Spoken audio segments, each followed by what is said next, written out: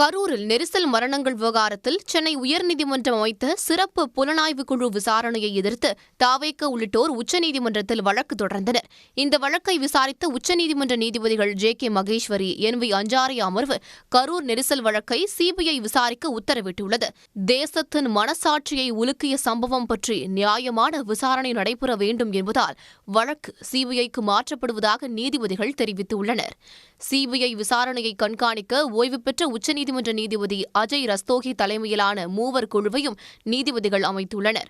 குழுவில் இடம்பெறவுள்ள ஐஜி மட்டத்திலான 2 IPS அதிகாரிகளை நீதிபதி அஜய் ரஸ்தோகியை தேர்வு செய்து கொள்ளலாம் என்றும் நீதிபதிகள் தெரிவித்தனர். நெரிசல் மரணங்கள் தொடர்பாக கரூர் போலீஸ், SIT மற்றும் நீதிபதி அருணா ஜெகதீசன் ஆணையம் திரட்டிய ஆவணங்களை சிபிஐயிடம் ஒப்படைக்க நீதிபதிகள் உத்தரவிட்டுள்ளனர். நீதிபதி அருணா ஜெகதீசன் தலைமையில் விசாரணை ஆணையம் அமைத்த உத்தரவையும் சஸ்பெண்ட் செய்து உச்சநீதிமன்றம் ஆணையிட்டுள்ளது.